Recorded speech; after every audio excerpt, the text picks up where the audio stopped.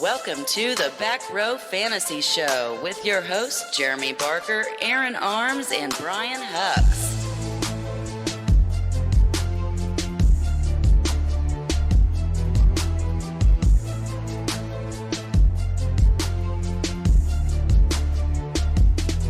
Hey, welcome back to the Back Row Fantasy Show. It has been a while, but as usual, it's me, Barkin, and my far left is Arms. Good morning. Good morning, good evening, whatever we want to call it. So we apologize for the lack of shows, I guess you could say. And the audio quality is going to be a little different because we are using the internet to talk. Me and Arms, we're normally side by side, sitting in the same room, blah, blah, blah. You guys know that shit. Onward we go. Arms, not that anybody cares, but how's quarantine? Believe it or not, I'm getting through it by drinking heavily. That's of all. I'm kind of doing the same. Sorry. No, I was just gonna say I'm doing the same. Of all things, man, I joined this COVID-19 beer chugging group, and it's basically you chug a beer and you post a video, and it's stupid, but I don't know, it's fun. It's something to pass the time. And then we end up kind of branching off from that with a group of guys that from the area around here, and now we've got our own group called the Southern Ohio Stallions. Not Southern, but Southern with the SU. Southern Ohio. Not Ohio, but Ohio, AHIA Stallions. But dude, we have so much fun with it. We get on there, we tell stories, and we chug a beer. I mean, one night drinking, I bought a Das Boot from Beer Fest. It's a five beers. It's 2 liters. It's 2 liters of beer, and I'm gonna try that beast not too many days from now. I might try it tonight. So but it's been fun, man. Anything like a liter of cola? Similar, very similar. Liter of cola. So we sadly missed the draft. Things just haven't worked out scheduling wise. So we're kind of jumping right into some finished rookie drafts that have already happened, which is kind of exciting.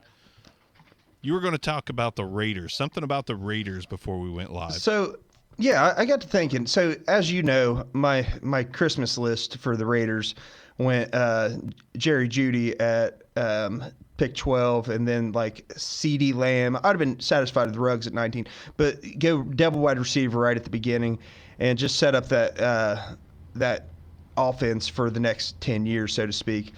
But in true Raiders fashion, Al Davis rose from the dead and goes, pick the fast guy. So we got the fast guy. You got the fast guy. And man, so I complained about it for like a week, and I was mad. Understandably. I mean, the best way I could describe it, it was like Marvin Harrison with speed and Reggie Wayne were both available. I'm not saying either of these guys are Hall of Fame level as those two are, but, you know, with Jeudy and Lamb, you have kind of the route runner with speed and then just this electric after the catch guy, and we just get the fast guy. Yeah. Then I got to thinking. Hopefully he's more. Hopefully he's more. I just... go ahead. I mean, there is potential for him to. He can work all 3 levels, right? I don't think he's Deshaun Jackson like I originally anticipated. And the more I watch, the more I realize like he does some underneath stuff. He goes across the middle. He gets past people so quick. It's incredible. So I got to thinking, you know, and not that there's a Jerry Jeudy every year, not that there's a CeeDee Lamb every year. But if the Raiders are picking mid-pack again next year, which is likely, you know, they're definitely an improving team, but let's say they're picking mid-pack, odds are there's going to be a good-sized route-running guy there. There's not going to be Henry Ruggs there again. This guy, you know, and who just won the Super Bowl? You know, the Chiefs. The only team in the NFL, and I've said it before, there's only one Tyreek Hill.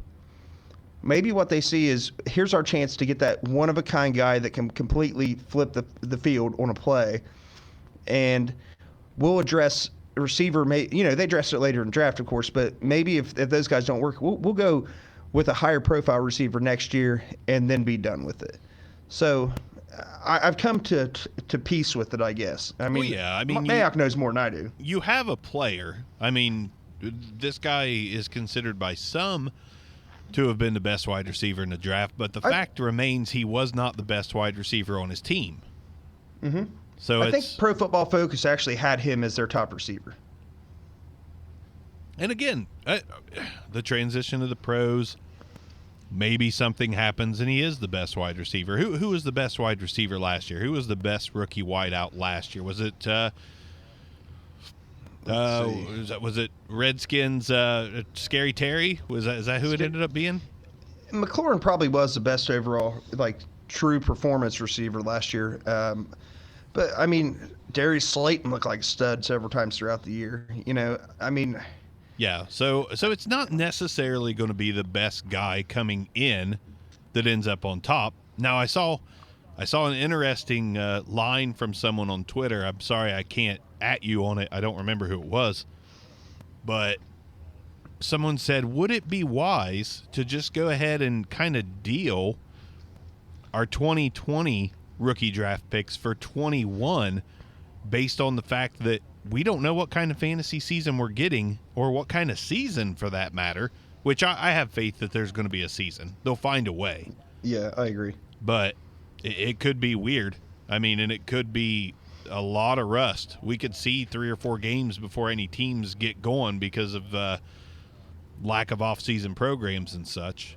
But the excitement's too much. I mean, it's too much. I enjoyed drafting.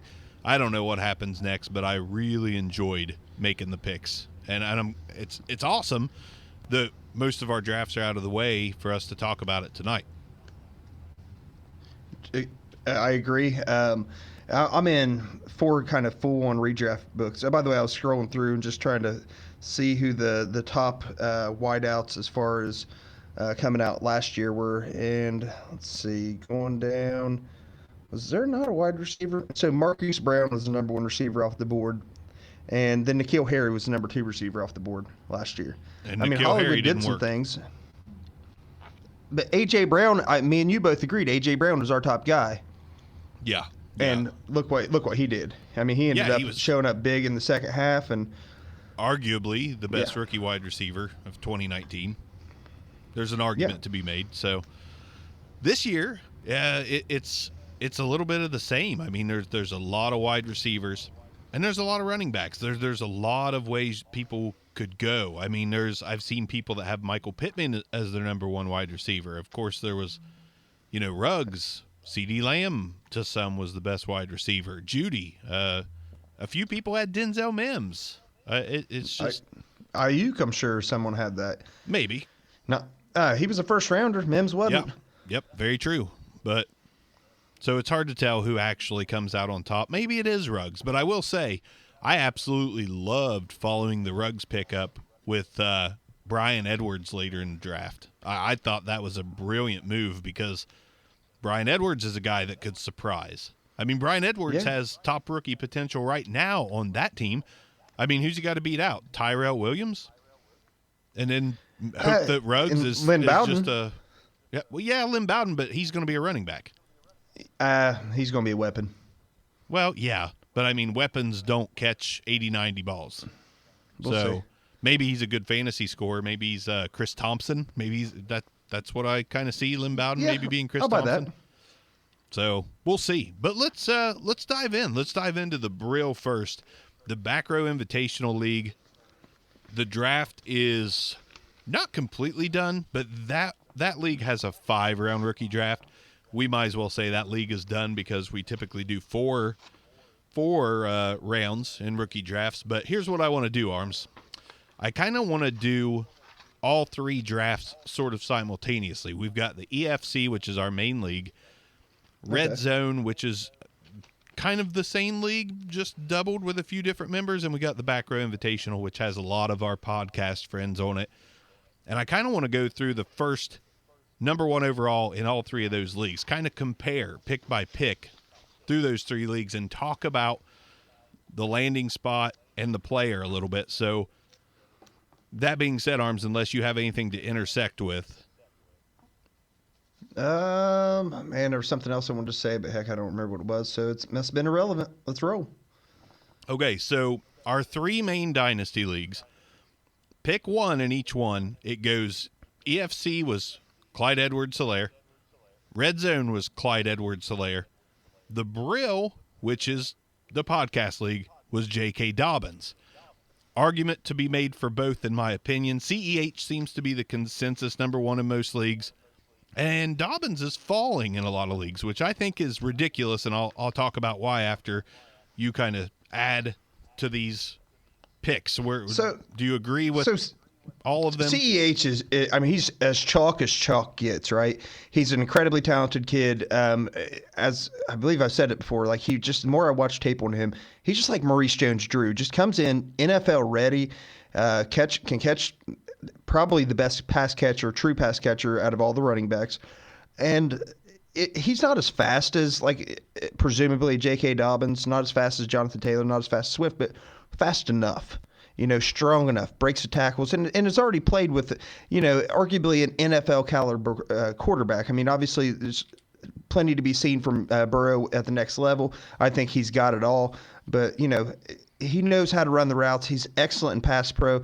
I mean, I can't imagine CEH coming off the field, and I think that's kind of, for me, what puts him at 1-1, like opportunity. Yeah, I couldn't agree more. Now, something you said just made me think of something too. Like when you think about the best running backs in league history, off the top of your head, who was the fastest?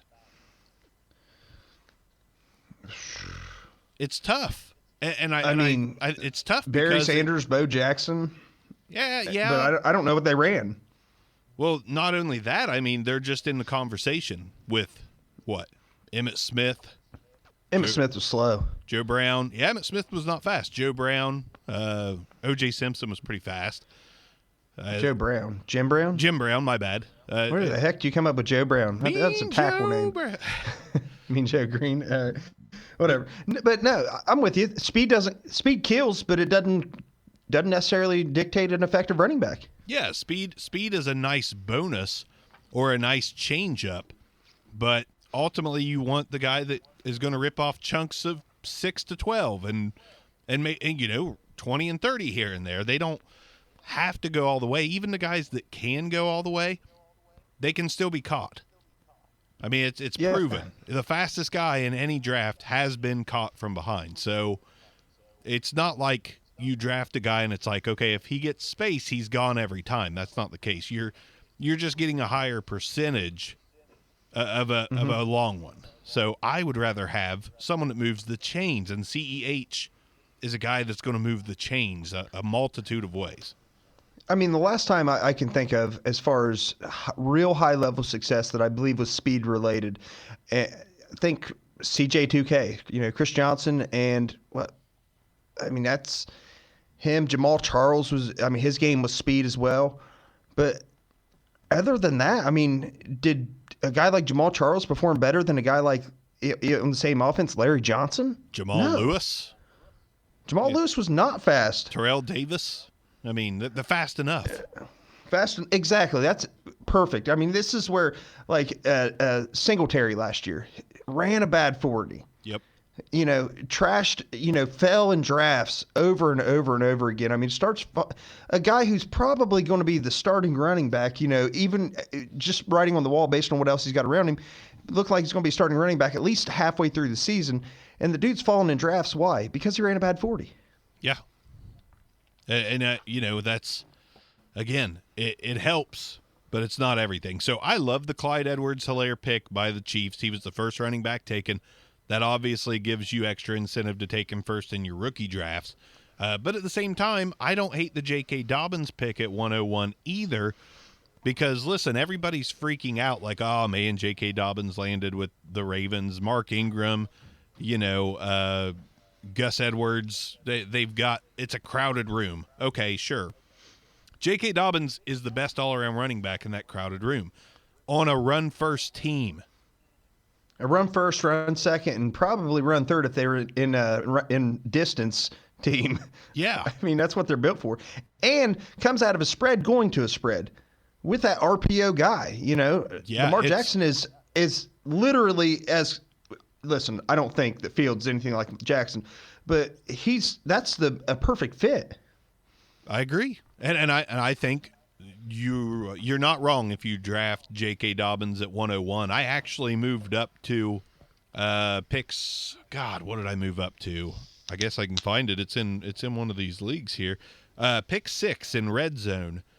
I got J.K. Dobbins at pick 6, and I was ecstatic, absolutely ecstatic. So, I mean, I think J.K. Dobbins on that team, as soon as Mark Ingram cedes more carries to him, I don't know if it'll be 2020 or 2021, but the fact of the matter is that Mark Ingram's 30, so the drop-off could happen. I don't think it's going to. I think Mark Ingram's one of those guys that can play well into maybe 32, but J.K. Dobbins is going to have a solid rookie year, and then he's going to build on it in 2021, so I don't think it's a bad pick at all. But win now, Clyde Edwards-Helaire, pretty good pick. Chiefs have said that Damian Williams is a starter. Of course that's what they'll say, and of course he probably will be to begin with, but just like Kareem Hunt, stepped up and took over from, what was that kid from Seattle that went there for a short time? Spencer Ware. So, yeah, Kareem Hunt takes over for Spencer Ware. Clyde Edwards-Helaire is going to pass Damian Williams. It's a definite. It's going to happen. I mean, talent will prevail. He's everything that they need. Yes, He's not their first down guy, second down guy. He's a 3-down kid. He's a tougher Kareem Hunt. I mean, he's a tougher Kareem Hunt. He's going to break more tackles than Kareem Hunt, but he can do the same things Hunt did. Hunt's a baller though. Hunt, I don't know if he can break tackles like Hunt, but it's a very, very similar skill set. I think Hunt's a little bigger, but I think he's all in height though. I think he's like 3-4 inches taller, whereas Edwards-Helaire's he's tiny. He's like 5'7", 5'9", where I think Hunt's like 5'11" ish. Right.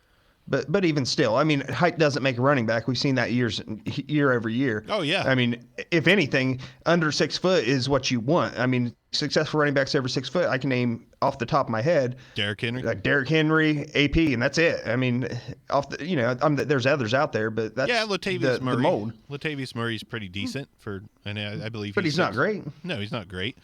But yeah, I worry more about a running back being too tall as opposed to too short. I'm going off the rails a little bit, but a guy that's caught my eye lately is J.J. Taylor, who signed as an undrafted free agent for the New England Patriots.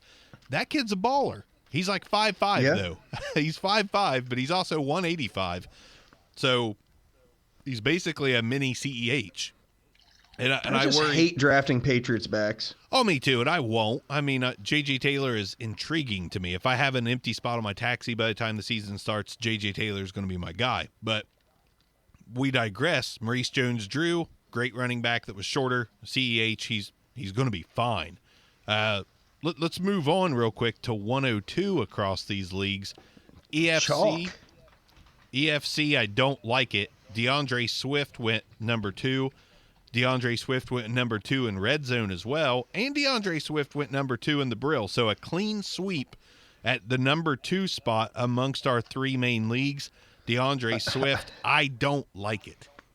I think his ADP, actually, that would put him as the number 1 back because, I mean, Dobbins slips to 6 in the one draft, so that plummets his, and then Edwards-Helaire slips to 4th in another draft. So I think the ADP-wise, I think Swift is the number 1 back, but Kerryon Johnson is not going anywhere, and he's fine. He's not horrible. He's not great. He won't be on the field. He's always hurt. I mean, okay. I like Kerryon Johnson too, but I mean, this is probably going to be a 50-50 split to start. And agreed. And again, that's one of the reasons I don't like DeAndre Swift. Kerryon Johnson is young. Damian Williams, not so much. J.K. Dobbins That's not a rush first offense for sure. No, and Dobbins is young. Mark Ingram is not. So, I mean, DeAndre Swift has more to contend with than the other two guys we've talked about so far. And plus, I have no faith, zero faith in a Lions running back. I just don't. It's been too long. And I know that DeAndre Swift people say, well, I mean, this is different. It's DeAndre Swift. Dude, the Lions have had a pretty solid amount of running backs over the years that were high upside. Like, I remember drafting Kevin Jones high. I remember drafting. I knew he was going to throw Jones out there. Yeah, I remember drafting Javid Best in the first round. It happens. Kerryon Johnson, same thing. It just doesn't work out. It's like tight ends. That's why I'm a little scared of T.J. Hawkinson right now, because I don't remember any tight end in Detroit ever, to be honest, but it's just been too long. So Swift is like not the number 2 for me. Yeah, so I think I'm with you. And to me, it's more about, and do I think that he's a better running back than Kerryon Johnson? Yes, but I do think Kerryon Johnson's good enough to, even have Swift passes him, keep 35 to 40% of the workload. Oh, yeah. Yeah, I agree. And especially if he's healthy. If he's healthy, he's a different kind of running back than Swift, and that might fit their scheme better. There's just too many question marks with Detroit running backs to me, but at least we don't have any other ones to talk about at the 2 spot. It's all Swift. Not to mention, Kerryon's more of a, the way he ran in college, a little bit of a harder runner, whereas Swift is that speed. He's got that speed game, it make people miss. Not that that's not great. Obviously, it's a skill set you're looking for in the NFL, but man, I mean, 2 different guys bringing 2 different elements to the game. Good for Detroit. Not as good for fantasy, in my opinion. That's the way I feel like this draft took so many studs and just said, we're going to put you in a mediocre spot. Kind of felt that way. For fantasy purposes. Which other people loved it. I mean, a lot of people loved the Lions as a landing spot. I didn't. But on to number 3, guess what? It's a clean sweep across all 3 leagues again. 103 or 1.3, as Woody Page would call it. Jonathan Taylor, the Colts, all 3 ways. I love Jonathan Taylor. I love the fit. Again, it's kind of the same as Swift in the sense that you've got a young Marlon Mack to contend with, but Jonathan Taylor is much better than Marlon Mack, in my opinion. So yeah. It's a good landing spot. I don't know about the receiving part. Because they've got what's the receiving back? Remind me. I'm going blank tonight. Yeah, Nyheim Hines. But Jonathan Taylor, it should be the workhorse there. I don't know what they're going to do with Marlon Mack, just a backup that gets 5 to 10 carries a game or what. But this is Jonathan Taylor's role. I have no doubt about it. I would rather have Taylor than Swift myself. Actually, I'd rather have Taylor, JK, and CEH. Swift is firmly my number 4 running back out of these guys. I 100% agree on all counts of this. So one thing I'll say about the situation with Taylor, Marlon Mack just feels like that guy who's going to fade into obscurity. Like, he was okay, Spencer Ware-esque, so to speak. He did all right. He seemed good enough. But was it situation? I mean, Colts have, a top 5 offensive line in the league? That team's been built from the front 5 back. After they did everything they could to protect Andrew Luck and he retired. So we've got a guy who ran, he got a ton of carries in college, knows what to do with the daggone ball in his hands, behind a fleet of hogs just paving the way for him. I absolutely love Jonathan Taylor's landing spot, and I think that I'll repeat it. Marlon Mack fades into obscurity sooner than later. I can't imagine Jonathan Taylor not seizing this job by the 3rd game of the season. Yeah, it just simply makes sense. So Jonathan Taylor, to me, it's again, I don't think it's much of a question. For me, it's Taylor all the way. I did not get any Jonathan Taylor shares, which makes me a little bit sad, but I didn't get any DeAndre Swift shares either. Moving on. Number 5, where are we at? 4. We're on 4. 4. So in the EFC, CeeDee Lamb was the guy. In red zone, it was Cam Akers. And in the Brill, it was Clyde Edwards-Helaire. So we got our first three three-way split. CEH we've talked about. What do you think of CeeDee Lamb at the 4 spot? I personally don't love it. I feel like this is just the only person this helped in fantasy was Dak Prescott and Zeke. Like, this is it's hurting Gallup, it's hurting Amari Cooper, and I mean, CeeDee Lamb went from a lot of people would have been drafting him even as a rookie. If he goes into a team as the number 2 guy walking in, kind of that guaranteed spot, people are going to draft him as a, back end wide receiver 2, high end wide receiver 3, and that's gone. I can't imagine, and I think the talent's there, but I can't imagine him catching 60 balls this year. I can't either. There's just too many weapons. Like, I mean, if Gallup and Amari Cooper were on their way out the door next year, okay, I could see picking CeeDee Lamb pretty high. CeeDee Lamb, does he have the potential to be the best of the 3? He does. But Amari Cooper's still good, and Michael Gallup is highly underrated, in my opinion. So I don't like it at pick 4. I could see it 3 to 4 more picks down the board, but not at 4.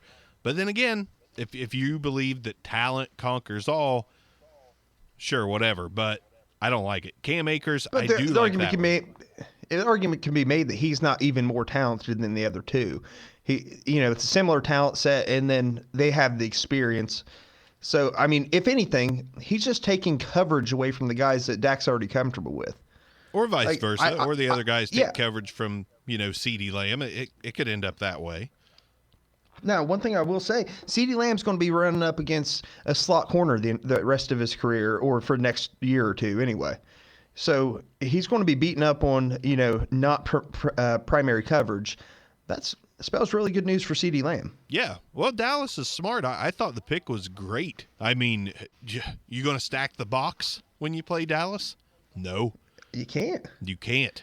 I mean, there's nothing you can do. They can beat you just about any way they want. And Blake Jarwin's not a bad tight end either. So I love the pick. I was thinking about that. I love the pick from a football standpoint, but fantasy, I think you got to wait too long to really cash in on CeeDee Lamb, and I'm a win now kind of guy. So that one's not working for me. Now, Cam Akers' arms, I like that one. So Cam Akers goes to like what? The worst offensive line in the NCAA to the worst offensive line in the NFL. I mean, it's debatable, but it's close. It's in the conversation. So if anybody can rush for 1,000 behind that line, besides Todd Gurley, it's Cam, the new Cam in the NFL, the only Cam that means something that's actually on a team. So here's what I'm gonna say. I've said it before the draft. Cam Akers is the most intriguing prospect. Like, you just don't know what he really is, because he got hit behind the line of scrimmage, and I'm talking like at the handoff so many times in his career. But yet he still managed to rush for like 1,200 yards this past year. He put up the production. Man, if he's getting hit behind the line in the NFL, he's done. He's not Todd Gurley. Like, I don't see him as this elite level prospect, this elite level NFL guy. Could be proved wrong. That's happened before, but man, he's probably in to me, the 3rd best situation.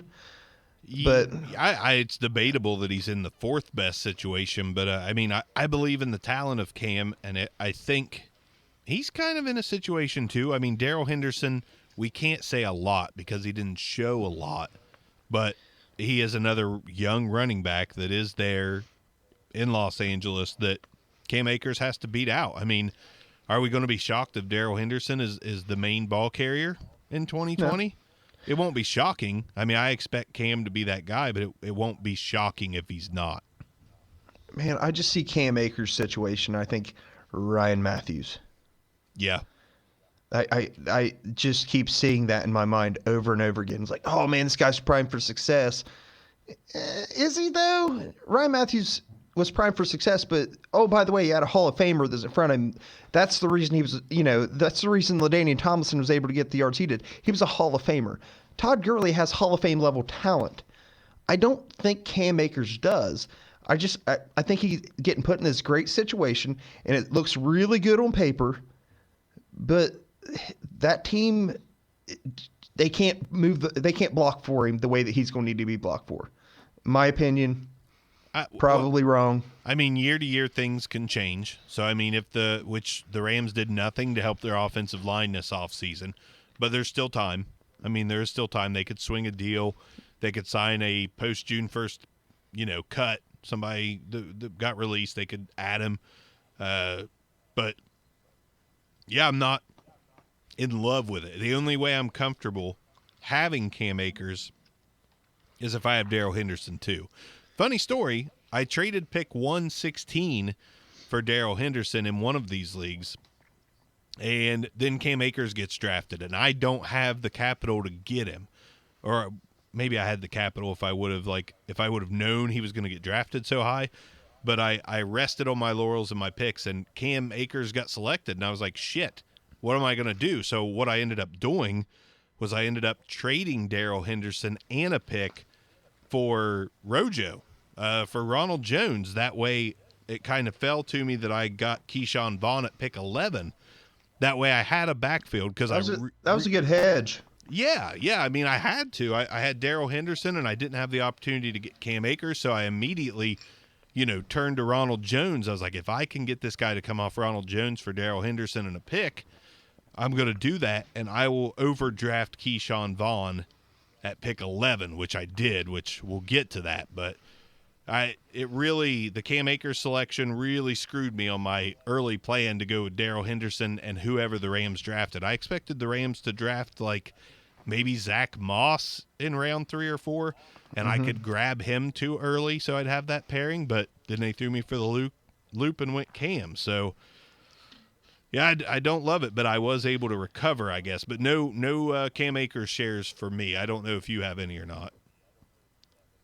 Oh no! So, I in the EFC, I'm in win now mode. The Brill, champ. The champ is here. Oh God, Bauer. But say that again. Arms for Bauer to hear. What did you do in the Brill? I just said the champ is here. Oh God. Oof. Anyhow, I had to make some moves. So I didn't have first rounder in any of my drafts in the red zone. I ended up in a spot last year to where I can't even remember who I ended up with. Long story short, I traded 2 players to get I traded a pick and a player to get a running back in Terry McLaurin after Terry McLaurin was already blown up, and it happened to be my first rounder. You gotta do what you gotta do. I would say it was like Devonta Adams, or not Devonta Adams, Devonta Freeman, and my first rounder, and I ended up with Scary Terry and I think Darius Guice. That worked out pretty well, I think. So on to pick 5. Also, sorry, I forgot. I didn't. It's been so long. Ironically, odd situation. I'm in a Madden league with Darius Guice. Oh yeah, I told the folks in our back row chat about that, and I thought they'd be more impressed. I thought it was pretty cool, but I think it's cool as heck, man. Like he's a genuinely good dude. He just posted, hey, anyone want to join a Madden league? I'm going to try to fill all 32 teams, and I said, when's it draft? He shot me a DM. We kind of got back and forth. My nephew, one of his friends are in it. Had a few more buddies, and then, dude, his league is intense. Like, you got to do a 60-40 split, run pass either way. You could be 60 run or 60 pass. And then you can't run back-to-back plays. So, like, all the crap, the cheese garbage that people do on Madden to where, I'll just keep running this play over and over again. Right. You can't do that. And you have to go 70-30 between different sets in defense and between man and zone. So, I mean, dude, it's intense. And, like, there's 4th down rules, the whole 9. The way they're trying to simulate the game the way it should be. And ironically, it's a NFL red zone franchise league, I believe. Nice. That should be fun. Hopefully you can eventually get Mr. DG on the show, but we'll see. So 105, we've got Cam Akers again, but this was in the EFC after CeeDee Lamb. Then we got Jerry Jeudy in the Red Zone League and Cam Akers again in the Brill. So Cam, we've talked about. What about Judy at 105? I think this is a good landing spot for Judy at 105.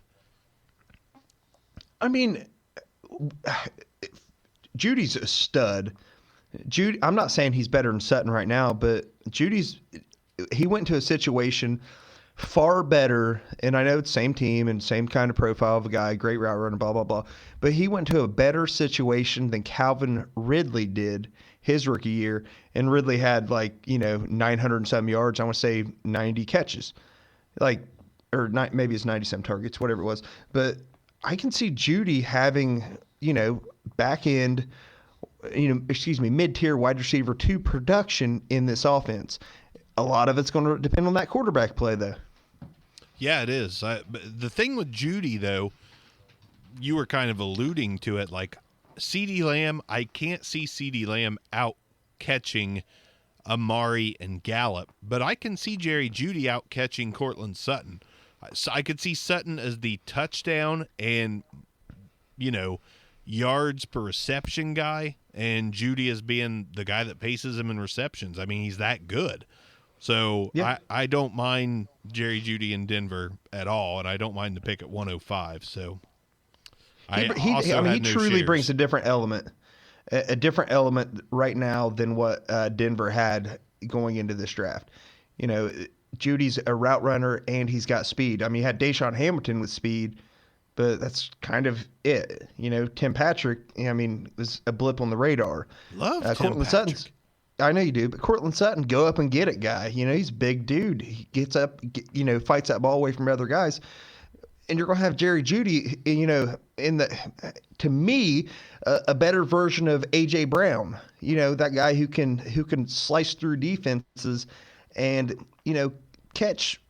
It wouldn't shock me if Jerry Judy had 75 receptions this year. No, it wouldn't shock me either. So, that's why I like him at 105. I don't like Lamb going this soon yet at all, but Judy, yeah. I'd damn near, bet over 100 targets for Judy. Actually, I will bet over 100 targets for Judy. I'm not going to try to dispute it. I'll roll with it. So, 106, we got Dobbins. We got Justin Jefferson, our first Justin Jefferson sighting in the Brill, and Dobbins again in the EFC. So 2 leagues that JK went 6. That's atrocious to me, even though I got him in one, which makes me happy. But the one guy to talk about here, Justin Jefferson, is that too high? So in that league, yes. He went above CeeDee Lamb, above Jerry Judy, above Ruggs. Wow. Maybe a Vikings fan. Almost has to be a Vikings fan. I don't think so. Now, he goes into a premier spot, a spot that just lost Diggs. And Thielen's now not young. Thielen's not young, but Thielen's incredibly undervalued right now. This dude's going to catch 120 balls next year. And you can't get a fair price for Thielen. Well, he'll be on his way to 120 balls until the last 5 games of the season, and then he'll catch 7 over the last 5. He'll already have you in the playoffs, so don't worry about it. Then he'll kill me in the playoffs. Whatever. But Jefferson, situationally, is possibly outside of Ruggs in the best actual overall situation for his talent. Yeah, no, I like it a lot. I didn't like Justin Jefferson that much going in, and I think that shows in my rookie drafts because I did not land Justin Jefferson in a single one. Now, I think I might in my last draft, which is a sleeper bot league. I'm at the 10 spot. I could use a wide receiver. I'm thinking it might be Justin Jefferson, but we'll see. I don't hate Justin Jefferson that high because his landing spot, the team, he could be the best wide receiver this year. I would not put that past him because of the landing spot and his talent, even though I didn't love him going in. But 106, probably a little early. So an entirely different player than a Terry McLaurin, but could have that kind of rise as, early showing up in a big way for, the biggest part of the season. Yeah, very possible. 107. Let's move on to it, just because it's taken us a while to get through the first few, but that's okay. We could go a while tonight. I don't know if you've got wife's in bed. Quarantine plans. In bed waiting or just in bed? Asleep. Because I can be there in 20. Anyways. Anyway. We were already at your house. I'm surprised you didn't try. 107, Jerry Jeudy. We've talked about him. That's an okay spot for him at 7. Then we've got the Brill with CeeDee Lamb. I guess that's okay. I don't love it. But then the one guy we haven't talked about, 107 in red zone, Jalen Reagor. See, this is what's great about this draft. The board is everywhere. Jalen Reagor, pick 7. Lambert. Super reach, bud. Our own Lambert. I don't think so. I honestly don't think so. Like, it's all about what you believe. And to me, no, it's about what's going to happen. I mean, you can believe in a guy all you want. I really liked Armand Benz once upon a time, but Jesus Christ, he never did anything. Armand Benz, my God. Armand Benz and Ramses Barden and Lima Swede, some of the best wide receivers to ever grace fantasy football rosters. I wasn't taking him in the first, just to be clear. But I actually don't hate the pick because I think Reagor landed in a prime position. Alshon Jeffrey's not going to be the guy. J.J. Arcega-Whiteside doesn't look like he's going to be the guy, though things could change. But Jalen Reagor is a magical fit for Carson Wentz, in my opinion. So I don't love him that early, but I don't hate it either. So we're just going to leave out the fact that CeeDee Lamb's still on the board. Well, okay, I'll buy going above CeeDee Lamb. I'll buy going above CeeDee Lamb just based on situation. Good. But I'm not going to buy going above Justin Jefferson based on situation. He is not a more talented receiver than Justin Jefferson. I think he is. Yeah, wait, I think he is. More talented? I think Jalen Reagor is more talented than Justin Jefferson. Wow. I think Jalen Reagor is another guy that could potentially be the best wide receiver in this draft. I mean, there's a bunch of them that have the potential. I do think Reagor has a similar skill set to Ruggs, but I just think Ruggs is a step faster and a little more polished. But that's a big deal whenever you're game speed. Yeah, but I mean, Jalen Reagor can do more. I mean, I honestly think he can do more. I'll tell you what, though, the one thing for being the first wide receiver drafted, no Ruggs sightings yet. Yeah. Yeah. So a lot of people It'll be okay, a lot of people had some pretty similar mindsets as I did. Yeah, but I think we're getting there. I think he's going to pop up pretty soon. So let's move on. I love the Jalen Reagor landing spot. Again, 7's a little early, but I can see if you are convicted that the spot and the talent makes sense. But 108 in red zone, CeeDee Lamb, Jerry Jeudy in the Brill, and T. Higgins in the EFC. And who do you think picked T. Higgins in the EFC? Neil, isn't it? Neil effing Crabtree. You know why? Because he's a Clemson guy. Fan. My God, not a Bengals fan. I like T. Higgins, but come on. Yeah, but we talked about this before. How many years of draft class would T. Higgins have been the number 1, 2, or 3 guy? A lot of you. Like probably in the past 5 years, he'd have probably been a top 3 guy. Yeah. 4 out of the last 5 years. This being that year that he's not. Well, this is maybe not to the same extent, but it's a little bit of a Dallas situation. Alden Tate has looked solid. Tyler Boyd is a good receiver. A.J. Green, if he hasn't declined, is a great receiver. John Ross is a first-round draft pick that has shown flashes. And John Ross, before he got hurt last year, had a couple like stupid games, like 170 and 150 yards. Yeah. I don't love the landing spot. I'll tell you who I love it for, though. Joseph Burrow. Oh, yeah, that new guy. That new Bengals guy. Burrow, they've loaded him up with weapons. Oh, there's no doubt about that. I mean, he's got the weapons to succeed, as long as the line plays okay. This is going to be a frustrating thing for Bengals fans, and I mean they're going to love it and hate it at the same time because I do think actually I think everybody thinks that Burrow is that much better than an Andy Dalton, an elite level guy, and you're going to see just how good real soon how good that Bengals team actually could have been on offense. Oh, it could go.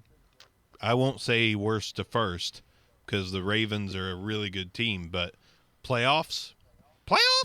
Possible.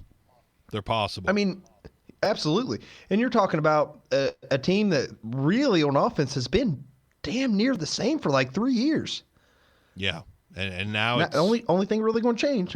now you're getting Joe Burrow instead of Andy Dalton, who was released, by the way, and the Patriots aren't even sniffing around him. A lot of rumors about the Jaguars. Don't you love when people on Facebook of all places post Andy Dalton to the Jaguars, you heard it here first. Like, dude, the rumor was immediate upon his release. Immediate. So don't come at me with that. If you're a social media guy, which it is what it is, and if I'm not in your platform, sorry, but I said if you're a social media guy, Facebook's really not the place that you're going to get your information for fantasy football. I mean, typically that's Twitter. I mean, I'm on both, and you're going to have some smart guys that are on Facebook, but most of those guys who really know their stuff on Facebook, they're also on Twitter and they're active on there. Like, I feel like fantasy football Twitter is, the top place to get fantasy football information. Oh, far superior to Facebook by, a mile. So, anyways, we digress. So T. Higgins, I think that was way too soon. Let's move on to 109. I made a splash. Let me ask you real quick about T. Higgins. Okay. Where is he the wide receiver 2, 3, or 4 in this offense?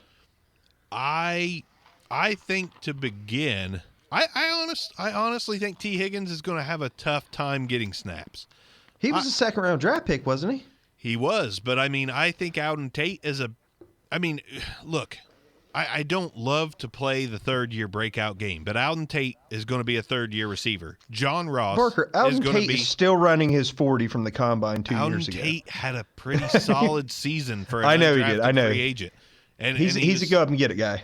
And he can't separate that well, but he's got some Devontae Parker to his game.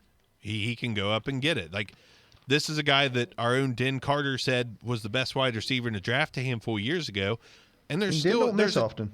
And there's a chance that the third-year breakout happens. But John Ross, also a third-year guy. I think Tyler Boyd's a fourth-year guy. I mean, there's a lot of competition there, so I don't even want to speculate where T. Higgins lands in the pecking order. I, honest to God, think it's fourth at best until midseason or an injury strikes. So I actually hate the pick. That was really a homer pick. But on to 109. This is where it starts getting crazy, and none of these are super flex leagues. But in red zone, I didn't have a quarterback. This was my pick. If you don't have one, you take one. I took Joe Burrow at 109, and then in EFC, it was Jalen Reagor. And in the Brill, it was Tua Tagovailoa, which I think was awful pick. I don't know if people were trying to block me from getting Tua, but I wasn't taking him. And I even have Fitzpatrick and Rosen in another league. I still didn't take Tua. Not that I'm not excited, but I'm not taking Tua in fantasy. Man, see, I look at it a different way. I think that maybe you disagree. I think the Dolphins hit this draft out of the park to build. Oh, I not do to be too. successful tomorrow, but to build a team. I think they did awesome. I think they did too. I'm really happy about the whole thing, but that doesn't mean in fantasy I'm going to play Homer and draft Tua before Joe Burrow. I agree. Tua went before Joe Burrow. Yeah, that's a little bit ridiculous. But Joe Burrow has weapons. Tua does not. Tua has no weapons. Serious question. Did they even draft a wide receiver? Unless you want to consider their 7th-round pick. I can't even remember his name, but he's out of Navy. He's a quarterback, wide receiver, running back hybrid. I don't know what they're going to do with him. I assume he's going to be a weapon, but I don't know. So No, they didn't do anything to help themselves at the wide receiver position. I don't know what their plan is. I hope they make a trade at some point to get a guy. But I mean, on offense, realistically, what did they do? Just Tua and offensive line? Matt Breida with the 5th-round pick. They traded the 5th for Breida. Oh, yeah. But that is that's pretty much it. I don't hate it, but it's not flashy. No, but if Tua's going to sit the whole year, you get him some weapons next year. So Yeah. I believe in the plan, and the plan I think was to solidify O-line and D-line and get some other guys that fell right on the board, and then next year hopefully we can load up on the talent for Tua if he's healthy. God forbid. Is this a Flores engineered draft? Well, I think Flores and not Will Greer. Oh God, I think that Flores and GM Greer. I just think they're on the same page. I'm sure they agreed on every single pick. I think those guys work really well together. Which they seemed excited, like every damn pick. It was like, I can't believe this guy fell. Even when they took a long snapper, they were high-fiving. I'm like, what the hell are you high? Hey, Jesus. That write-up was Pulitzer Prize winner. Good Lord.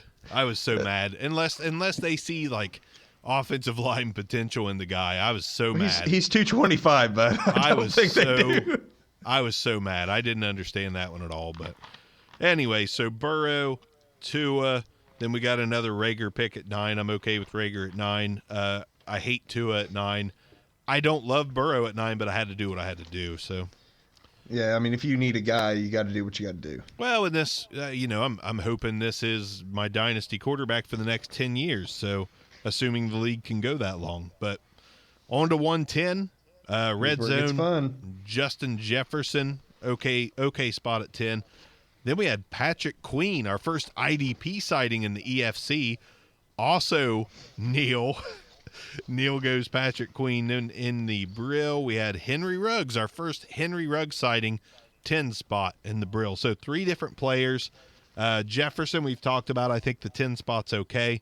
I don't hate Patrick Queen at 10. I think he's going to be an absolute tackle monster. And I don't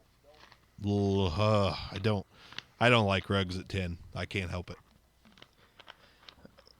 I think I talked about it at the top of the show. Like, there's only one Tyreek Hill, and I think that's what they're looking at and thinking there will be another route runner. There will be another big-bodied guy next year if we're still in need for a receiver, but there's not going to be another Henry Ruggs. I still struggle with it. I'm not going to lie. I'm just coming to terms with what's happened. Yeah. And it's... What? Go ahead. No, I was just going to say, again... Somebody may just have Ruggs ranked that high. It's not unheard of. So I can't say a lot. I just don't love it. But the interesting one for me, though, is Patrick Queen at 10. Yeah, it's a little early, but is it, though? Not in IDP. It's early for me, but I don't hate the pick because, I mean, this is potentially a top 10 linebacker out of the gate. So there we go. That's what I was getting at. So we've got a guy in Queen who can, he could, as Baltimore kind of mixes that defense up, Queen's got speeds. Queen's, big enough, tough enough. He can be disruptive at any spot on that defensive, in that linebacking core. Right. Like I think that's an excellent, if that is your first IDP pick, I mean, I don't hate it, especially if you have a need at linebacker. No, it's a great first IDP. Jefferson, in that particular league, Jefferson, Ruggs, and Burrow still on the board. But, we start getting to some players that kind of have question marks around their opportunities. I think he took the path of least resistance when we're talking about scoring points this year. And if I'm not mistaken, Neil's in a hell of a conference. And, I mean, his division's going to be a tough one to win. He's got to get points now, not get points in 2 years. Well, and this is high scoring IDP. So, I mean, Patrick Queen is, assuming he is what we think he will be, it'll be worth the pick. And I will add, Neil did not have another pick until the 10th pick of the second round. So if he wasn't getting him here, he wasn't getting him. So if he filled a need and got the best linebacker in the draft, pick 10 is fine with me. So one thing I can say, it kind of to put a bow on Queen here, he is a guy that is going into a linebacker needy defense. I know that they're a good team, but they don't have that alpha dog on defense. And Queen can be that guy. Something like C.J. Mosley was before. Probably a little quicker, a little smaller, but a C.J. Mosley-esque guy to lead that defense. That's what I think every Baltimore's seen in Queen. The only thing that worries me a little bit is I think Malik Harrison has the potential to possibly be better. Not saying he will be, but both of those guys are probably going to be starting on the inside. It is a 10% chance that Malik Harrison ends up being a better pro. That's a small chance, but it's a chance. I don't think it'll happen, but I mean, if I'm getting Queen, I'm going to try to come back up in probably late third and grab Malik Harrison too. Man, the Queen always played so good against top flight competition, and agreed.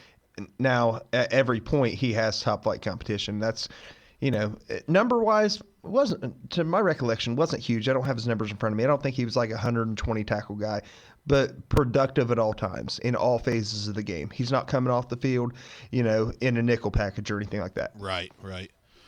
Very true. But again, first IDP pick, we pride ourselves on IDP, so I definitely don't hate it. On to pick 11. It was me in red zone. This was the deal I talked about earlier. I grabbed Rojo, so I came back and I grabbed Keyshawn Vaughn. Let me see. I'm going to look through just to make sure there was no running backs worth taking ahead of Keyshawn Vaughn. And I don't believe there was. I think he was the last one left. I don't love Keyshawn Vaughn, but I had to have him. I'll live with it. Pick 11. Typically, it's boom or bust anyways, picking that late. So, is what it is. In the EFC, it was Justin Jefferson.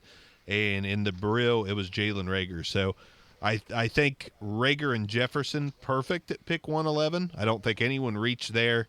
I think that was pretty solid. Keyshawn Vaughn, I think I reached a little, but considering that I drafted for need, I had to do it.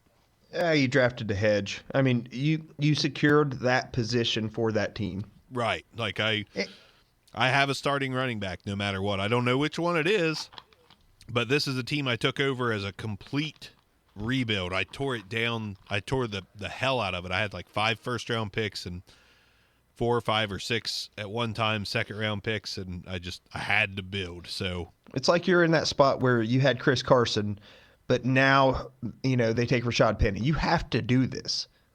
Yeah, absolutely. So I did. Pick 112 in red zone was Brandon Ayuk. That was me as well, since I had all these picks. 112 in EFC was Henry Ruggs. And then in the Brill, it was Keyshawn Vaughn. So makes me feel a little better, even though it was Neil in the Brill that took Keyshawn Vaughn. But Vaughn, apparently I didn't overdraft too bad. What do you think about Brandon Ayuk landing spot? I think Ruggs was fine at 112. But what about Ayuk? That was me that took Ayuk, but I'm interested in your opinion. Something's got to give with that San Francisco offense. Like, teams are going to go in with the focus to stop the run. Is he going to be the primary target? No. But is he going to be the red zone target? He's going to be the second red zone target because obviously they still have Kittle. But, man, he has a chance to be as good as Manny Sanders was last year. Yeah, Manny Sanders' second half was solid. Yeah, and he's gone. So Deebo Samuel is a really nice player that could run the ball and be a possession receiver. But Brandon Ayuk is going to be that slot machine for this team that can take it to the house at any given moment. So I love Brandon Ayuk. The one thing I don't like about him is he's on a run-first team. Now, I do want to point out to Bauer and the guys over at Dynasty Rewind who swore up and down, and I argued with over the summer, that the Niners were going to draft a running back high. I said they won't even draft a running back, and they thought I was crazy. But Raheem Mostert, Tevin Coleman, they trade Beretta, still didn't draft a running back. So maybe Ayuk comes, maybe they lean a little more past this year in San Francisco. I don't know. But as far as a talent standpoint and being a PPR guy, which is what we play, I kind of love Brandon Ayuk. So I was happy to get him at 12. I think he's a value at 12. We'll just say that. Yeah, not a massive one. I don't think he's wide receiver 2. Yeah. I'm steering completely away from him in like a 10 or 12 team, but I think by midseason he could come into that wide receiver 3 fold. Yeah, that's actually what I'm hoping for. And I went with some upside guys after him, but I feel like he's a solid floor. Like, I feel like I'll be able to play him at the wide receiver 3 or 4 spot throughout the season without a lot of regret. Okay, I'll buy that. 113. Now we're getting into some really interesting picks. So 113 in red zone was Laviska Shenault. It was Kenneth Murray in the EFC. So we got our second IDP guy drafted in the EFC. We're IDP guys in that league. So we all probably loved it. And 113 in the Brill was Michael Pittman. Don't love the Laviska Shenault pick. I think that was way too early. Really? I do, yeah. I mean, Ruggs went later than Shenault in this one. Pittman went later than Shenault. Patrick Queen went later than Shenault. I didn't love it. Like, I don't have a major problem with Laviska Shenault. Judging by our pre-draft episode, I think he's very talented, but I did not love the landing spot. I don't love Jacksonville as a landing spot at all. I just don't think Gardner Minshew on a Leonard Fournette-driven team, maybe for only one more year, if that, but I just don't think Laviska Shenault's going to be a high upside guy for a couple years. Man, I don't know. I think this team starts to gear towards, once again, this is repetitive, I know, and I'm sorry if I do this, but mid-season, I think the cream rises, and we're looking at DJ Chark and Laviska Shenault as the primary options on that offense. I think Westbrook will be, have his opportunities, but I don't think he's going to be great at any point. I think the Fournette, we talked about it, he's kind of a quitter. They start stacking 8 men in the box. They're going to have to air it out. Minshew has like a half dozen records for like single game, passing yards, touchdowns in the NCAA. The kid's not afraid to throw. And if there's anyone in the NFL that trusts his arm, by God, it's Gardner frickin' Minshew. God. Maybe he shouldn't, but he trusts his arm and he will try to get it into these guys. And I think Shenault will be the benefit, almost, I'm going to sound really kind of like an asshole right here, but he's going to have Sammy Watkins-esque weeks to where you're like, dude, I just won DraftKings because of Laviska Shenault. And the next week, you're going to get one catch for 4 yards. I can see that. That makes sense. What about Kenneth Murray? What about the Kenneth Murray at 113? Murray's going to be a stud. Yeah, Murray's going to be a stud. I agree with that. And he has no competition. Every other linebacker for the Chargers suck. Yeah, it's a good IDP pick. I was hoping to land him in some leagues, and guess what? I did not. So what about Pittman at 113 in the Brill? I love this pick personally. Hey, same reasoning. Excuse me, kind of the same reasoning as Ayuk, right? You got another guy who can do a lot on the other side of the field with T.Y. Hilton. My biggest concern with Pittman is the quarterback play. I mean, you got Rivers, he's aged. I mean, he's getting up there for sure. But what's he used to? Kind of on the positive, he's used to a big dude, a go up and get a guy, and now he's got one. Well, here's the thing I like about Pittman. I think Rivers still has a good year in him. We forget that the Chargers line was awful. They didn't have a good offensive line. Phillip Rivers didn't have a lot of time. He's going to the best offensive line. So if there's a place to visit the Fountain of Youth, Indy's a good place for it. They got Jonathan Taylor to take some pressure off of him. They've got T.Y. Hilton, Paris Campbell, guys that can stretch the field. Now they've got a possession guy in Michael Pittman that could lead the team in catches and touchdowns from day one. Not to mention, if Rivers does falter, you have a capable Jacoby Brissett and a big-armed Jacob Eason. So, I mean, there's talent behind Phillip Rivers. I like the landing spot. I love Michael Pittman. I'm going to call it right now. Michael Pittman is the number one fantasy rookie in 2020. What? Yep. Get out of here with that. Number one fantasy rookie at the wide receiver position. Michael Pittman. I'm still saying get out of here with that. I think he can crack the top 5. Points, like if we go with like every single game, he might get in the top 3, but you're going to have players like a Chenault who his total over the season is going to beat him. But, No. Oh, yeah. No. Okay. Love me some Michael Pittman. All right, moving on. I don't hate Pittman. I want to clarify. I don't hate Pittman. Campbell, they spend a ton on him. He's a deep guy. Hasn't stayed healthy or done much yet. But it's been one season. Get off of him. Okay, Buckeye. So let's move on. You loved him. He was your number 1 receiver last year. A.J. Brown was my number 1 receiver last year. He after the draft, I think you said I think you had Paris Campbell as your like 1 or 2. Like he might have been. Where he went. I was disappointed with the A.J. Brown landing spot. I was wrong there, but we all were. Anyways, 114 T. Higgins. That's okay for him, I guess. Then we got Joe Burrow in the EFC, and in the Brill, it was Denzel Mims. Let's talk about him. Go ahead. Well, T, we already talked about. I don't hate him. I don't hate him at 114. I want to hear what your thoughts on Denzel is. Denzel Mims is the biggest boom bust prospect at the position, but he's going to a team devoid of wide receivers. Their best wide receivers never played a snap for him. Okay, let me take that back. Jamison Crowder is probably their best wide receiver, but then they got Brashard Perryman and Denzel Mims. So if Mims is going to make his mark somewhere, the Jets is a good place. So it's an upside pick for sure, but it's a risky one. You hit the nail on the head. Absolute boom bust. He could be an animal. I mean, you've got another year of Lev Bell coming in there. He's still good enough to where they just can't disregard him. But, man, like there's Robbie Anderson here and there was good.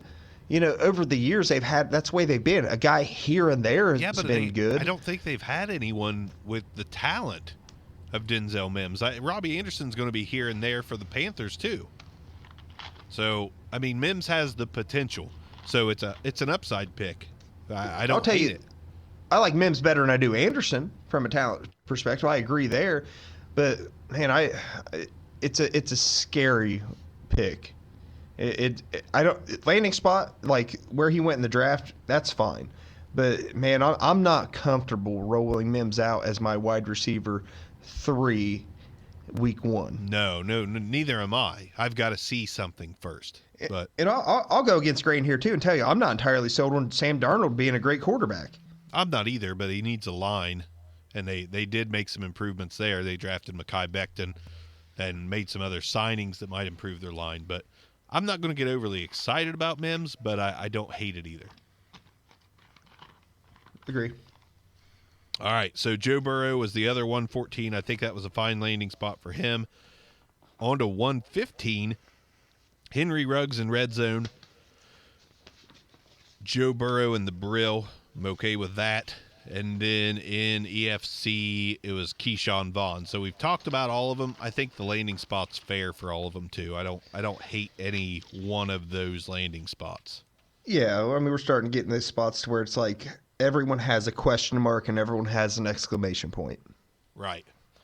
And this is the point where we can actually speed up a little because we've talked about some of these guys. So 116, the end of the first round in our 16-team leagues. Red zone was Chase Claypool, our first mention of him.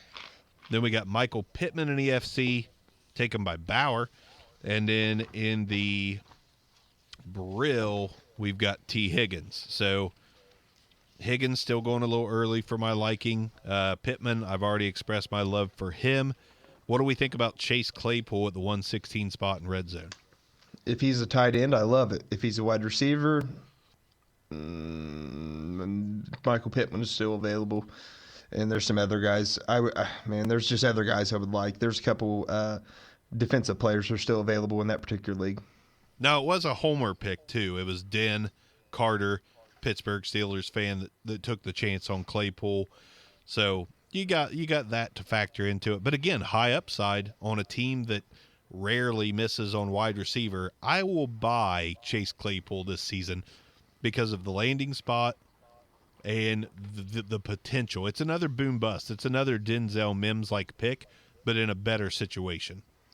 Man, my biggest worry though is there was times that James Washington looked phenomenal. There's times Deontay Johnson looked phenomenal. Deontay Johnson's probably going to be the PPR guy to own. Juju Smith-Schuster, he's still there, and with Big Ben, Juju's going to be a monster again. Like, people are going to sleep on him this year. I agree. My advice right now, go out and get Juju if you can. Well, I'm looking at the long term, too. I mean, the writing's been on the wall all offseason that Juju, they're going to let him walk, and I think Chase Claypool being drafted highly by them is a testament to that. So I like Claypool for the future. Big dude. Fast dude. He's a big dude. All right. Second round, diving in. I picked in red zone Michael Pittman because I love him. I think it's a good spot. I'm going to make fun of one of these landing spots for a player. In the Brill at 201, we had Patrick Queen. Good spot for Patrick Queen. And then we have Bauer. Bauer, who took Josh Allen in round 2 last year in the Brill, I believe, or one of the leagues we're in together. 201, Bauer with the reach so far. DJ Dallas, Seattle running back at 201. Massive, massive reach in my opinion. Listen, I ain't trying to knock on Bauer, but I am. That's a straight desperation play. I don't understand it. What? I mean, so to put it in perspective, once again, I'm not trying to crack on you here, Bauer, but Mims is there, Ayuk's there, Tua's there, Chase Young's there. We're in an IDP league. Chase Claypool's there, Chenault's there. Give me freaking LaMichael Pirine over DJ Dallas. Agreed. I know they run an absolute ton in Seattle, but they still have Rashad Penny. Well, they have another Miami guy by the name of, I lost it. Completely lost it. Who was their, he got some run at the end of last year. I might pull up a league. Did they cut Chris Carson or did I miss this? No, they didn't cut So him. they have two guys that have had multiple 100-yard games, and Carson's been a 1,000-yard back a couple times. Like, what?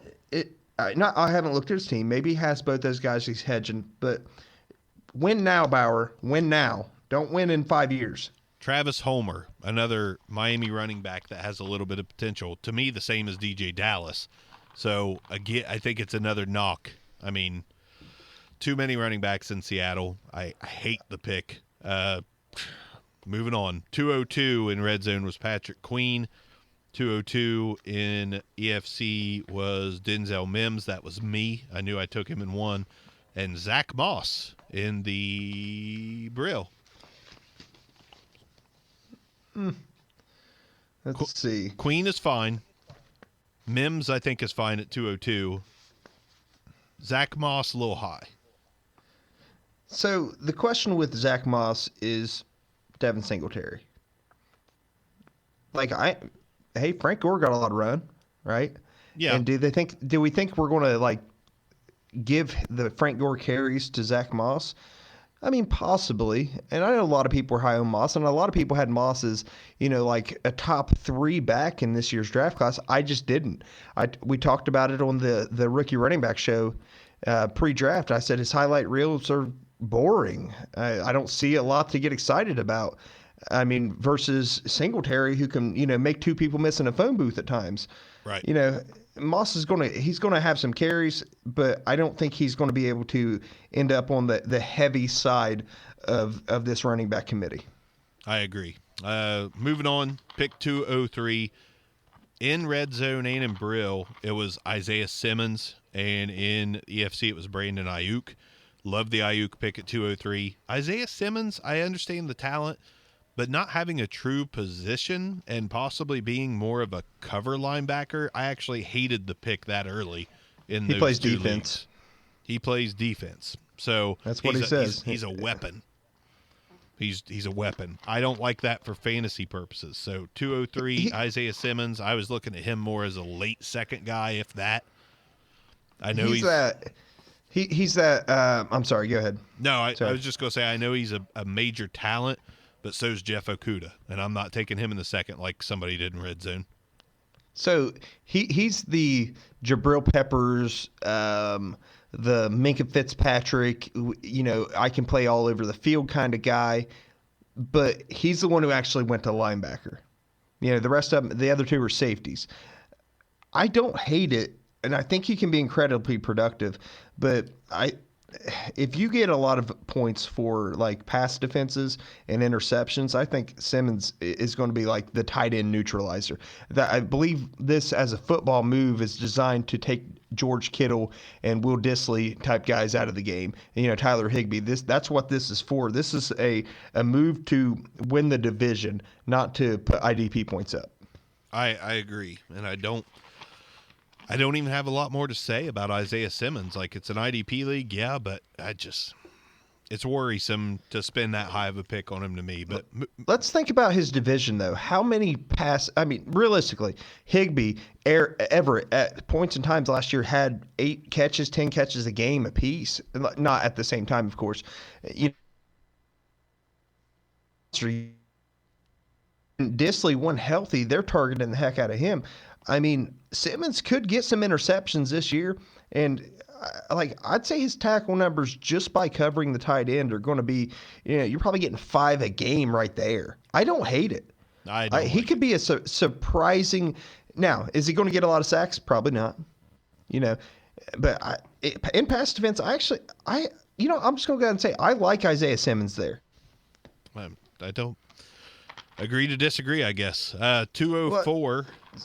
Go ahead. Sorry. No, you're good. 204, Cole Kmet in the Red Zone League. Isaiah Simmons, 204 in EFC. And then Chase Young in the Brill. I don't think it's too early for Chase Young. Sometimes to win a championship, you got to have really good defensive ends as well. So I don't hate the Young pick. I don't love Isaiah Simmons even at 204. It's only a pick later than the other leagues. Cole Kmet, a bit of a reach at 204 in my opinion. So I don't really like any tight end in this class where they went their talent, the combination of the two. If I'm going to go, just not that early. Jimmy Graham's all that stands in his way. So I like it long term. I just think it's a little early. But when has Chicago been successful with the tight end? Been a while. They're garbage. Their quarterback's trash. Well, they've got a guy. Mike Dick was their last successful tight end. They've got a guy, Nick Foles, that targeted Zach Ertz pretty heavily. So maybe Kmet Cole is going to be that Zach Ertz guy for Nick Foles. Again, I don't love it. I think it's too early, but I don't hate Cole Kmet. I landed him in the league and I was happy about it, but it was in the 3rd round. I'll tell you one that I do like. I like Chase Young's spot. Yeah, I'm okay with that. They've been fortifying that defensive front for a couple years now, and it's almost to the point to where you just brought in a generational level talent that you probably can't double team because you have other solid guys the rest of the way across that front 7. I think that I'm. This from me. I've always been like I had kind of an NFC team. It was the Giants for as long as I had Eli. And I've switched my allegiances. I love what Washington's doing right now. Are they going to win, 10 games every year? Probably not. But, man, the core of that team, now you got Chase Young, on offense. Geis, if he can stay healthy. I love Haskins, Terry McLaurin.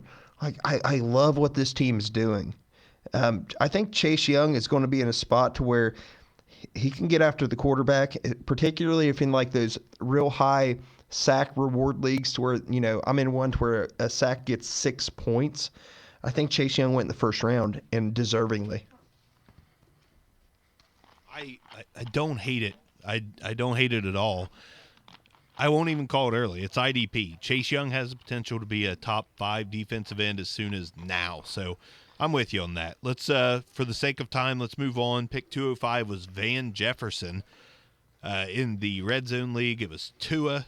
In the EFC, and in the Brill, it was Ayuk. Ayuk, great landing spot, 205, perfect.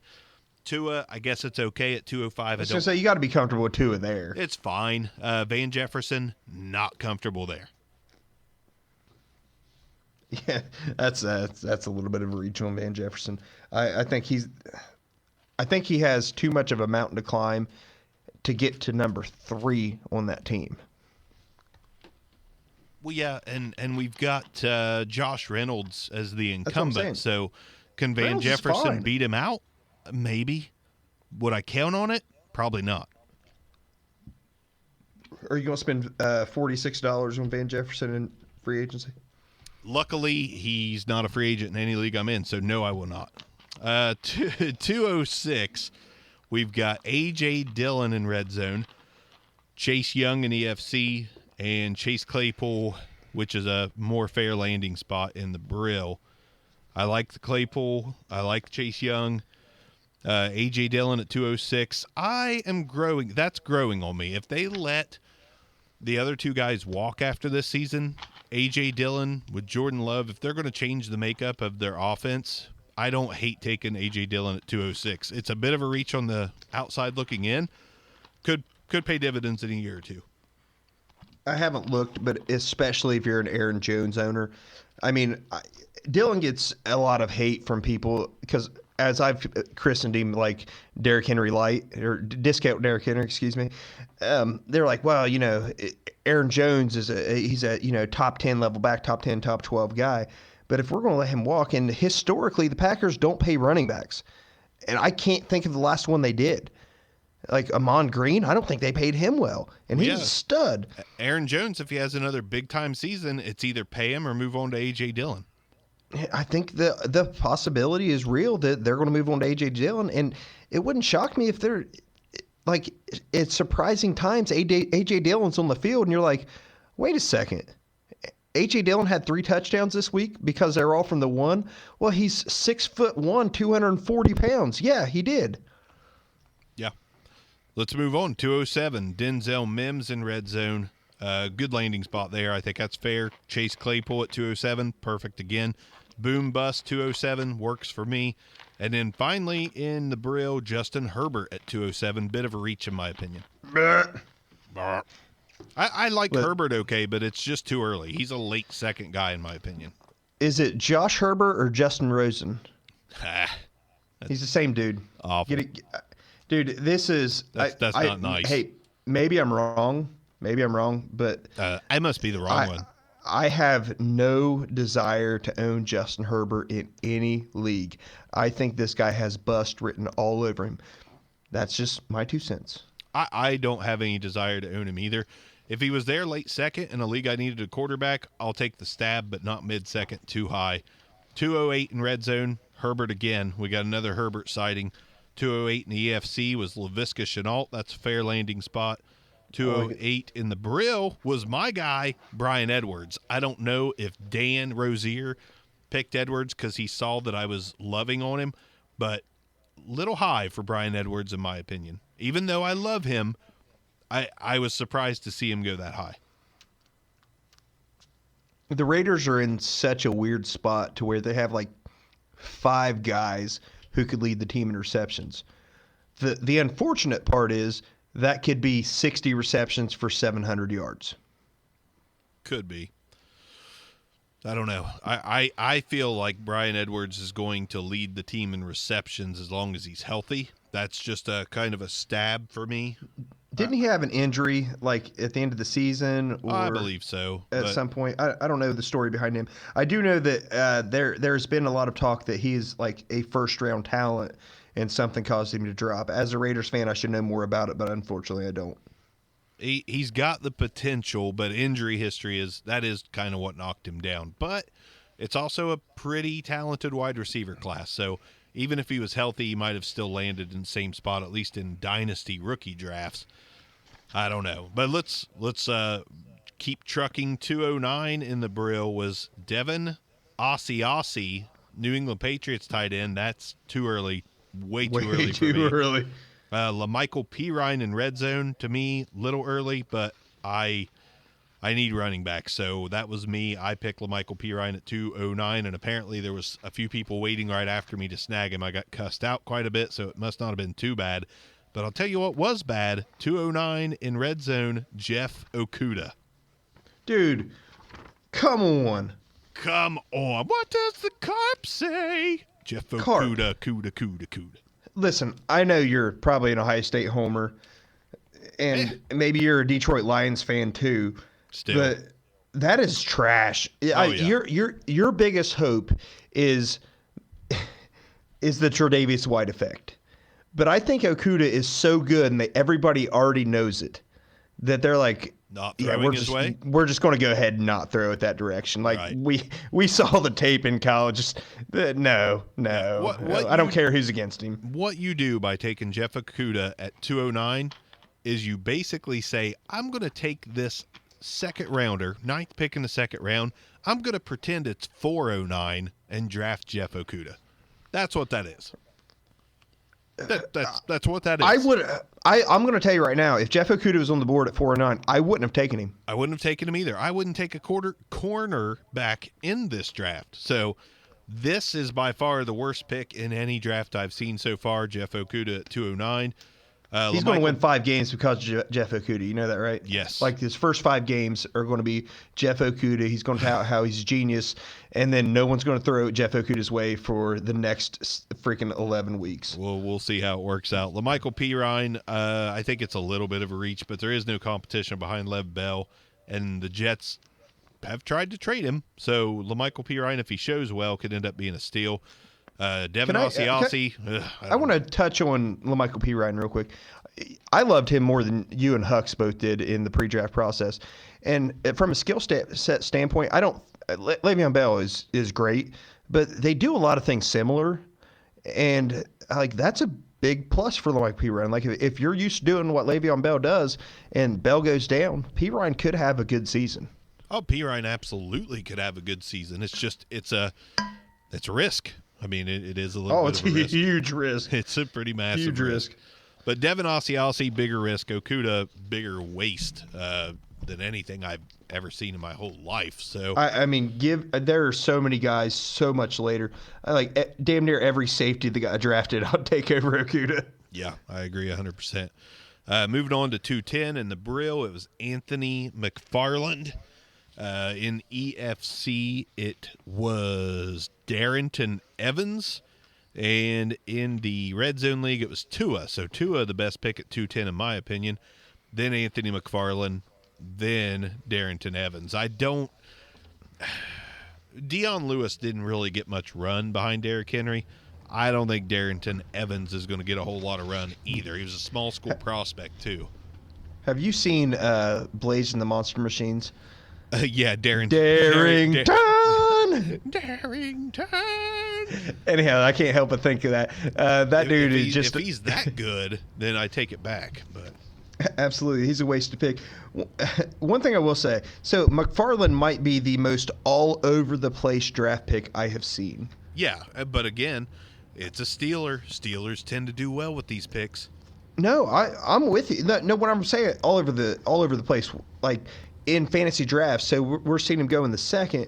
I saw him go in the 4th, and I'm just sitting there thinking, like, I'm at like 407. I'm like, shoot, is McFarland going to fall to me? McFarland has real talent. He's more talented than James Conner was coming out. His issue is injury, but he doesn't have a lot of miles on his legs, so to speak. Right. He has Chris Johnson like potential. Yes, if McFarland gets the chance and gets a couple starts, he may never let that job go. And he may end up with like a Le'Veon Bell type career with just huge numbers. So I'll be honest with you. I mean, I was usually too far back in drafts to even be in a spot to take McFarland.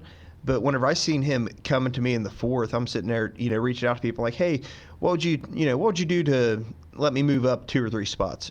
Nothing. No response. Draft pick. And then he goes, I'm like, I hate you.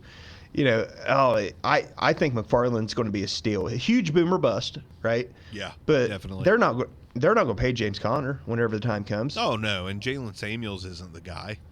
Oh, absolutely not. So it's an upside pick for sure. Let's move on. 211 in red zone was Chase Young. That is perfectly fine with me. 211 in EFC was Herbert. I'm okay with it, I guess. 211 in the Brill was Kenneth Murray. Great pick at 211. I will tell you, if I'm at 211 and I need a quarterback and Herbert's there, I'm ecstatic. Like, just because I need a quarterback, you know what I mean? Yeah, I just don't know if he's going to be a fantasy one, though. It's. I don't think he will. I don't either. And then that, you're going to feel compelled to have to go grab Tyrod Taylor as well. So, 212 in the red zone was Zach Moss. 212 in EFC was Zach Moss. 212 in the Brill was me with LaVisca Chenault. I was trashing him, but I can't pass him up. Suddenly, it's a great pick. Can't pass him up at 212. So, what do we think about Zach Moss at 212? Is that's where it starts to get fair for me. I think I was eyeballing Zach Moss in the Brill, actually. He went at 202, so I went with LaVisca Chenault. I went with the best talent at 212 there. But Zach Moss at 212 in the other leagues, fair landing spot in my opinion. Yeah, I mean, if it is fair. Okay, so as far as Zach Moss, at that spot, I know I kind of dogwood him a little bit, but there are some question marks around Singletary. He's not a big guy, so there's questions about whether or not he can carry the full workload. I think he can carry the majority of the workload. He's not a 30-carry game guy, but if the majority is 17, 18, maybe up to 20 carries, and then Moss working in for 10 to 12, definitely a value at that point. Maybe Moss is better than I think he is and can seize a little bit more of that work. I personally just don't see it right now. Nah, I'm with you. I was a Devin Singletary fan heading in to last season, so I still am. You were way up on him versus what I was. Right. I like Devin Singletary quite a bit. I still think he's the guy there. So 213 red zone, Devin Aussie. There we go again with that guy. 213 in EFC was A.J. Dillon. And 213 in the Brill was Darrington from Blaze and the Monster Machines Evans. Can we just call Aussie Fetch? Yeah. Because he's never going to be a thing. Stop trying to make Fetch a thing. He's never going to be a thing. Yeah, I don't think it's going to work out either. So, the other picks. There's just other guys. Pickney's still there. Correct me if I'm wrong. Didn't Pickney go to Atlanta? Yeah, with Hayden Hurst. Okay, which Hayden Hurst couldn't beat out Mark Andrews. Okay, so he goes to Atlanta. And he's arguably the best, according to Kuiper, he's the best receiver in this draft class, I believe, if not the second best at worst case scenario. And Austin Hooper's position's vacated, and you're taking freaking Aussie over Pickney. Get out of here. Yep, you're picking the home style Aussie chicken sandwich at Wendy's. That's about what he's worth, in my opinion. So. Let's keep this going. We're almost through the second round. 214, Joshua Kelly in the Brill, Chargers running back. That's got some upside potential. 214 in EFC, also Joshua Kelly, and 214 in red zone. I have to turn the page. Was it different Charger, Kenneth Murray. Great landing spot for Kenneth Murray. Clean sweep for the Chargers, though. Yeah, absolutely. Clean sweep at 214 for the used to be San Diego Chargers. Joshua Kelly, what do you think of Joshua Kelly? Man, Austin Eckler's been really good. I don't have any love for Joshua Kelly. I'm sorry. I don't think that whenever you factor in adding Herbert into the mix, you're no longer afraid of the pass. You can stack the box. Even if Kelly gets plenty of run, is he going to be that good with it? In my opinion, probably not. If you needed a running back, it wasn't a terrible pick at the end of round 2 because really it's Eckler and Justin Jackson. So if Joshua Kelly is good at all, it's possible that he emerges. 215 red zone, Grant Delpit. DJ Dallas by Bauer again in the Brill. Jesus, Bauer, get off DJ Dallas. And Xavier McKinney in EFC. So this is about where you expect safeties to go. Grant Delpit, not a super sound tackler, so I don't love the pick in red zone. I do love the Xavier. He is a baller, but I do love the Xavier McKinney pick at the end of round 2, and I, of course, hate the DJ Dallas pick at the end of round 2. So any I don't thoughts? think I would have drafted DJ Dallas. I would have drafted him eventually. I'm not sure I would have. It's not in round 2. So, I mean, Delpit probably steps into a starting role immediately. He's got that going for him. I like Delpit. I like McKinney. I think both of them are going to have fine careers. Yeah, we're picking into that IDP guy though, right? Is either one of them Landon Collins? No, I don't think so. No, I don't think they are. I think they are a top third. They're a starting level safety, probably really early on in their career. If I have to take the pick, I'm going to take Xavier McKinney because, damn it, Alabama just doesn't miss on safeties. That's all there is to it. True story. I know there's been some great ones out of LSU as well, Jamal Adams, et cetera. But yeah, I mean, lean to the sure thing rather than the high upside thing on that one. But either one's a fine pick. Okay, 216 into the second round. In the Red Zone League, we have Brian Edwards. I love that late. A.J. Dillon, I selected A.J. Dillon in the Brill at 216. I was happy about that. And 216 in EFC was Cole Kmet. We've talked about all these guys. Do you see any reach or maybe value? I think there's value with A.J. Dillon there. I think you start to get into the value with Brian Edwards there as well. I think you're at a value spot with all of them. Kmet, I crack on him a little bit, but I mean, if you're in need for a tight end, you got to start taking stabs somewhere, don't you? Yep. Edwards, as you said, he could lead the Raiders in receptions. We don't really know, and AJ Dillon, we're gonna have to see how that situation bears out. I don't think A.J. Dillon has a huge year this year. I do think he has some pretty, what the hell just happened? Why did A.J. Dillon get 4 goal line carries this game? Right. That type, A.J. Dillon's going to be that guy that infuriates you because you didn't pick him up on DraftKings. Yeah. Yep. There we go. Now we're going to zoom through the rest of the draft league by league. I'm going to skim over some names and I'll let you do the same, but I'll go real quick. Third round in Red Zone. Names that stick out to me from the get-go.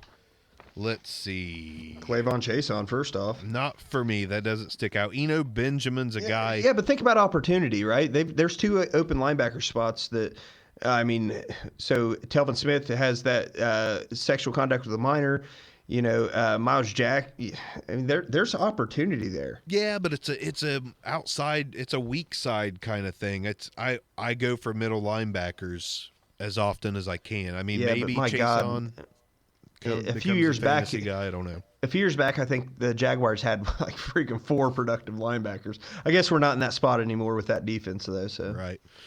Some picks that stand out to me, Eno Benjamin at 308. That's solid value, even though I didn't love him coming into the draft. I grabbed LaMichael Pirine in that league at 309. I thought it was fair value. Jordan Love at 310. I think that was fair value. KJ Hamler, 311. I don't love it, but he is a kind of a Ruggs light, so to speak. Antonio Gibson. I think Antonio Gibson might be the steal of drafts when we look back at this in a few years. The guy he's a running back on a team with a bunch of injured running backs, but he can also catch like a wide receiver. So at 313 in red zone, I thought that was a great pick. Then moving on to the late third, I like Gandy Golden at 16. Gandy Golden at 316. That's a solid one. There's, besides Scary Terry, there's not a lot receiver-wise in Washington. We'll see what Harmon is. Going into the fourth round, I took Jordan Brooks at 403. I think that's a potential good middle linebacker spot. Malik Harrison, I also took him in red zone, 407. I like that one. And that's where it ends in red zone for me. Any other picks that stand out to you? So I do have one, and it's Logan Wilson. And then I'm going to kind of put this with Logan Wilson, Marcus Bailey, Akeem Davis Gathers Davis. I can't remember which. I think it's Gathers Davis. The Cincinnati's in a real similar situation to what the Colts were a few years ago. They don't have a linebacker. All right, and along comes a guy who just all of a sudden is the dude. You end up with the best overall fantasy linebacker for the Colts, and somebody has to emerge, right? I mean, I feel like someone's got to emerge for Cincinnati to become a stud. So if I'm going to go with Logan Wilson, like I'm doing my best to try to pick up Akeem Gathers, damn it, I think it's Gathers Davis, and Marcus Bailey as well. Just that they addressed linebacker 3 times in this draft, and there's a reason for it. They know they need him. Someone's got to emerge. Gotcha. I'm going to move on to... And in case you didn't know, I'm talking about Darius Leonard, not Anthony Walker. He was fine, by the way. Yeah, very much so. The Brill, Devin DuVernay went kind of high at 302, in my opinion. Then you got Isaiah Hodgins at 301. There's some Hodgins fans out there. Cole Kmet fell to 305 in that one. Eno at 307. Antonio Gibson at 308. Gandy Golden right after him at 309. Xavier McKinney all the way down to 310 in that league. And our first Adam Troutman spotting, 313. Van Jefferson, where he was a high second in one league, all the way down to 314 in the Brill. And after that, a lot of Easons in the late third, early fourth. Donovan Peoples-Jones, first appearance, 402. Nah, that's going to do it besides Thaddeus Moss at 410 in that league. A little surprising there for an undrafted guy. I feel like I got Thaddeus Moss for $1 at one point. So a couple other guys, and I know you'd mentioned him before, like Jalen Hurts in that particular league, he went 4-4 if I'm not mistaken. Most leagues he was a fourth rounder. So, man, he's still interesting though. Like I know Wentz had an okay year. It's the waiting is the problem. Do you want to carry him on your roster as long as it takes for him to be relevant? I don't think it's as long as people think. Wentz goes down every year. You know what I mean? He's always hurt. Does this become Hurts' team a little bit sooner than everybody expected? He's going to be a massive pickup if Wentz gets hurt. He's going to be a massive waiver wire pickup. Absolutely, and you're going to be able to get a premium out of him before he ever plays a game, I think. Right. You know, he's got talent all the way around him. I mean, Miles Sanders, a hell of a running back. They drafted Rieger. Alshon's fine. You know, they still got Deshaun Jackson. They've got the 2 tight ends. I mean, man, Hurts is interesting to me. I mean, in the 4th is a fair price. I would have probably even reached for him in the 3rd. And then another name in this particular league, AJ Epinesa. So, as far as there's one premier pass rusher in this year's draft class, and it's Chase Young. Right. But there's going to be another guy. Yeah, and it's there's probably always another guy, and it's probably, from what I see, Epinesa. Right. So, last league I want to talk about, which is the last league, the AFC. Your guy, Anthony McFarland, 403. Pretty good landing spot for him there. Yeah, I think that's when I was at like 4.7, and I'm like, you motherfucker.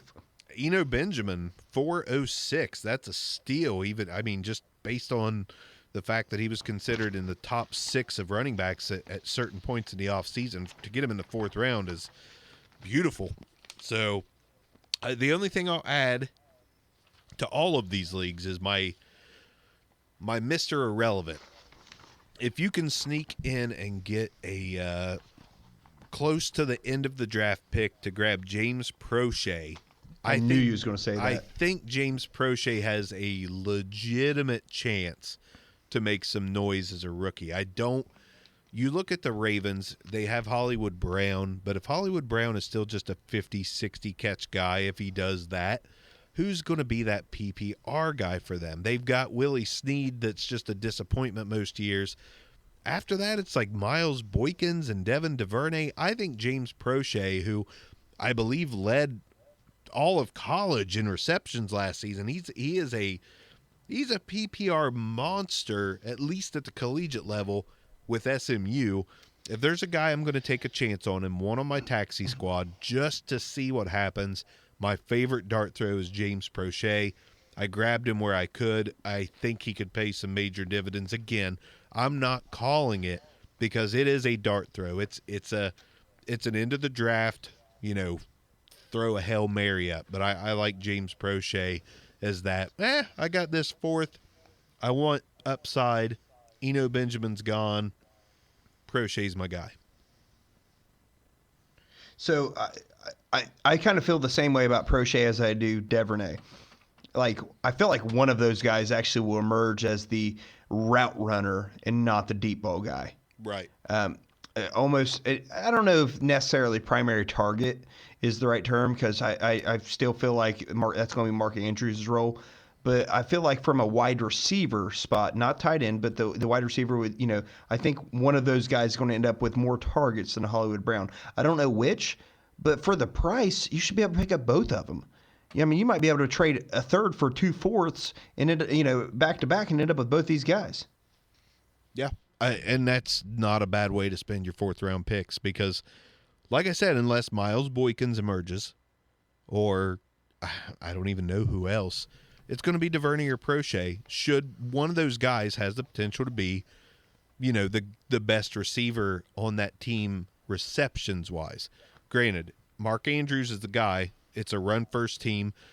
It's not going to support multiple receivers, but if there's any chance that it would, you want DuVernay and Prochet, and I'm taking Prochet out of those two. It's coin flip for me, but I mean, like I said, I'm looking for both. Nice. All right. Well, there we go. We went through the drafts that have concluded, and this may be a 2-part podcast. I don't know. We'll see what happens, but yeah, I think this is a little longer than we anticipated. It's been a while since we've talked. It's been a while since we've talked. This whole situation's got the podcast kind of screwed up right now, but we're trying to get it back on track. We just have a hard time not sitting in the same room together. That's part of what our show has always been based off of, and we just can't do it right now, and it kind of hurts. Yeah, it's like we grasp the opportunity to talk to one another here, and at no other point. It's like, dang it. Yeah. But we hope everybody's staying safe. Hope everybody's enjoying their Dynasty rookie drafts. And we hope you will join us for the next episode, which all intents and purposes we hope to do on Friday because there's plenty to talk about still. So we'll see what happens. All righty. I guess we're signing off. Signing off. Bark is out. Good night. Peace.